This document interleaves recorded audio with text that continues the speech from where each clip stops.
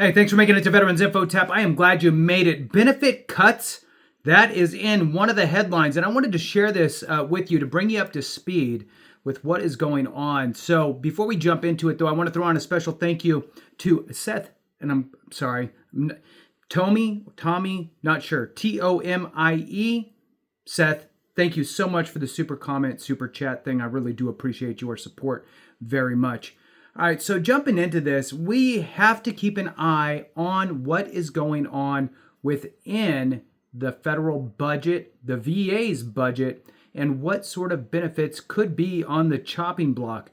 Now, there's different bills out there and different things that have to move forward.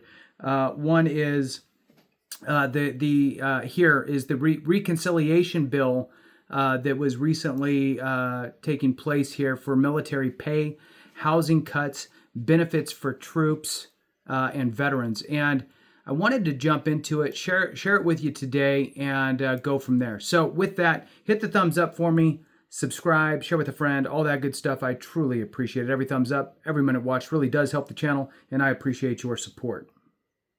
All right, I found this on Federal News Network. Again, the reconciliation bill boasts military pay, housing, and cuts benefits for troops, veterans. Let's see what they have to say here on the Federal News Network and jump through this and bring it to your attention. Now, this came out July 4th and sharing it with you here today. So the Pentagon is one step closer to securing a $150 billion funding increase after Congress approved the reconciliation bill that the department was banking on to supplement its otherwise flat budget. So look, budgets are tight all over the federal government, and all of these different departments are doing all they can to get whatever money they can from the federal government in their budgets. So the Pentagon, again, is one step closer to securing their ask, I guess, their kind of, shrunk down ask. This year, the Defense Department decided to build its fiscal 2026 budget request around a one budget, two bills approach, shifting many of its priorities, including quality of life improvements, shipbuilding, and missile defense, to the one-time bill. Moving on, the $150 billion, it's a lot of money, $150 billion funding boost combined with the base budget request from the Department of Defense pushes total Pentagon spending to more than $1 trillion for the first time ever. When asked about future defense budgets, once the department can no longer rely on reconciliation, defense officials told reporters last week that unless the president's tone changes, the department will stick with the $1 trillion for national defense spending in 2027. Love to get your comments on that. Please throw them in so that way we can together know what's going on. And getting different opinions and different viewpoints is always good. If you have anything you want to share with your congressional members, I'll probably do that, right? Send out an email, stop by their office, make a phone call, speak with a staffer, whatever it is, it's all good. While the reconciliation measure invests approximately $7.5 billion into quality of life improvements like unaccompanied housing, healthcare programs, and bonuses and incentive pays, the bill also cuts funding for social safety net programs that many military families and veterans depend on. I know as an E3 back in the day, married, child, my family at the time qualified for WIC, Women and Infant Children, and we had to utilize that in order to bridge the gap. So that still kind of exists, even with the recent pay increases. All right, so moving on.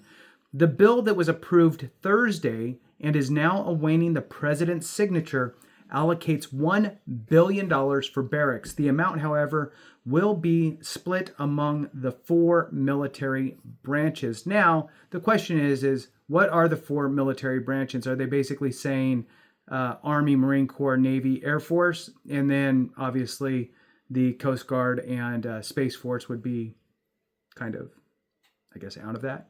That's what I'm guessing there. I'd love to get your confirmation. All right, moving on. But the Defense Department has already diverted $1 billion from the Army's facilities, sustainment, restoration, and modernization, the FSRM account, to fund the Southern Border Mission. In its fiscal 2026 budget request, the Pentagon requested $5 billion to cover operational costs at the southern border. Defense officials told reporters the funding would backfill any money redirected from the current military accounts to support the Pentagon's expanding role at the border. The reconciliation bill, however, provides $1 billion to support military activities at the southern border, including the temporary detention of migrants on DoD installations and operating and building infrastructure in national defense areas. The bill also provides $230.48, so $230,480,000 for Marine Corps barracks.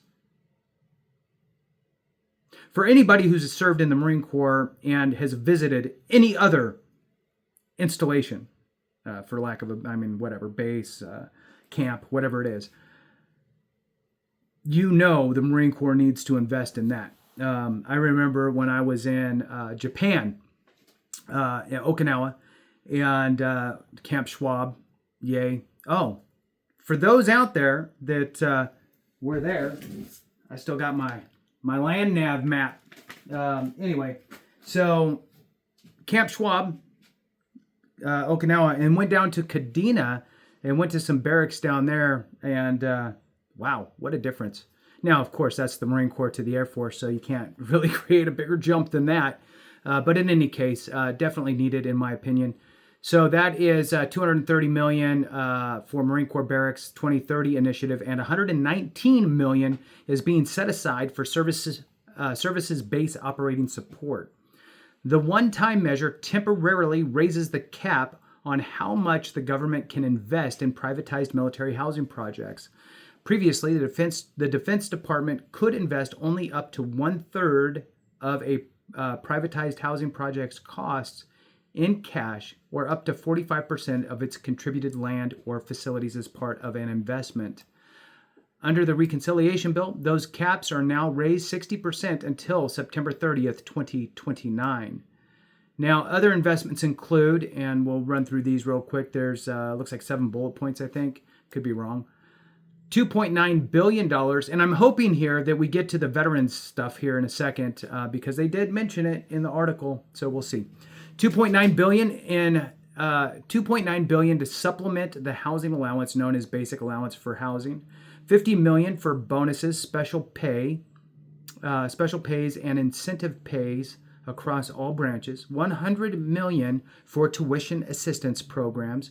$100 million for child care fee assistance, $62 million to improve DoD Child Development Center staffing levels, $590 million to cover relocation expenses for service members and their families, and then lastly on this list, $10 million to help military spouses with professional licensure costs. I'm a fan of that because as you jump from state to state, sometimes those licenses don't move with you and you need to go back through that. So moving on here, it says, meanwhile, the reconciliation bill slashes funding for social safety net programs such as Supplemental Nutrition Assistance Program, also known as SNAP, the country's largest nutrition program that over 1.2 million veterans and military families rely on. Okay, take a step back for 1 second and think about that. 1.2 million veterans and military families rely on Supplemental Nutrition Assistance Program, SNAP, which is a social safety net program.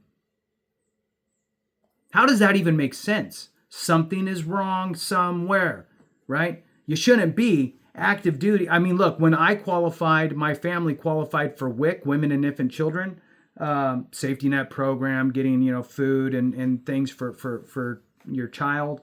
They gave us vouchers, like big looking check things, and we would go to the grocery store and you'd have to buy the thing that said that it accepted WIC. And I was in the Marine Corps, and my wife at the time worked full time. And how in the world are we in a position where we even qualify for that if you have two working adults working a 40-hour-a-week job as the spouse and working full-time military? Doesn't make any sense. Something's wrong. It needs to get fixed. And on the veteran side, it's arguable, right, that disability compensation is too low. Anyway, so let's move on with this. The bill here makes it harder to qualify for SNAP benefits by restoring work requirements for veterans and reducing benefit amounts. The bill also shifts some of the costs of the program from the federal government that has paid for the benefit to the states, which will strain state budgets and force them to make cuts to the program. Cutting SNAP exemptions for veterans is an unacceptable betrayal.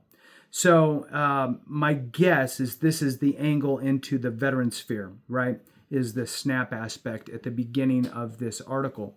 So cutting SNAP exemptions for veterans is unacceptable betrayal. Research consistently shows that military and veteran families face food insecurity at alarming rates. While Congress bipartisanly acknowledged these struggles, giving lower enlisted service members a much-needed pay raise in 2025 in that NDAA, the National Defense Authorization Act, these proposed SNAP cuts directly contradict that progress. They ignore the unique challenges veterans face from service-connected disabilities to navigating the transition to civilian life. SNAP isn't a handout, it's a vital lifeline that keeps food on the table. Food on the table for those who serve. Iraq, Afghanistan Veterans of America said in a statement. With that, that concludes it. Thank you so much for watching. I appreciate every single one of you. Have a great one. And remember, if we don't take care of each other, something went wrong.